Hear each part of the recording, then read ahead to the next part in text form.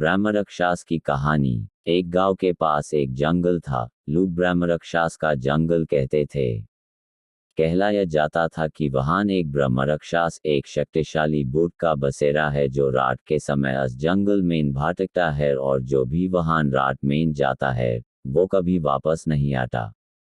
ब्रह्मरक्षास के बारे में लोगों की कहावत थी कि वो कभी एक बड़े पंडित थे। अपने जीवन में उन्होंने अपने ज्ञान का गलत इस्तेमाल किया और इसी वजह से उनकी मौत के बाद उनकी आत्मा को शाप लगा और वो ब्रह्मरक्षास बन गए। तब से वो जंगल में भटक रहे हैं और अपनी आत्मा को मुक्ति की तलाश में हैं।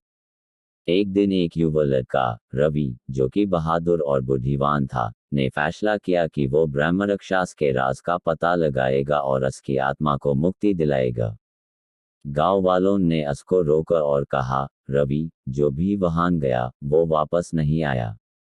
तुम अपने आप को खतरे में मत डालो।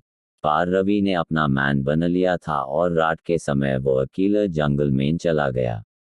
जंगल में घना अंधेरा था और हर तरफ से अजीब सी आवाज़ें आ रही थी। अचानक रवि को एक भयानक छाया नजर आई, ब्रह्मरक्षास। उसका रूप बहुत ही डरावना था, लंबे बाल, खूनी आंखें और बड़े बड़े नाखून। ब्रह्मरक्षास रवि की तरफ बढ़ने लगा और बोला, तुम यहाँ क्यों आए हो? तुम्हें पता है कि जो भी यहाँ आता है वो वापस नहीं जाता।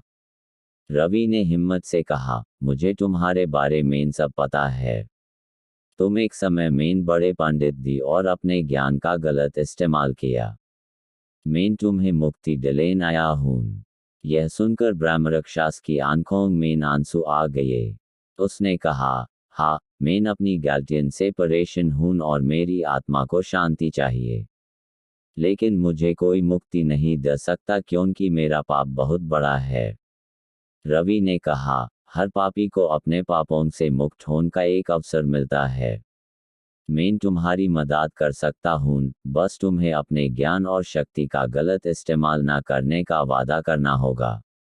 ब्रह्मरक्षास ने रवि का हाथ थाम कर वादा किया और उसी पल उसकी आत्मा एक तेज रोशनी में बदल गई। ब्रह्मरक्षास मुक्ति पा चुका था और रवि ने उसके शाप को खत्म कर दिया।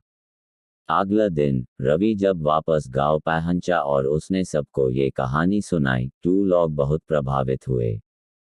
तब से इस जंगल में कभी किसी ने ब्रह्मरक्षास को नहीं देखा और वो जगह शुद्ध और पवित्र बन गई।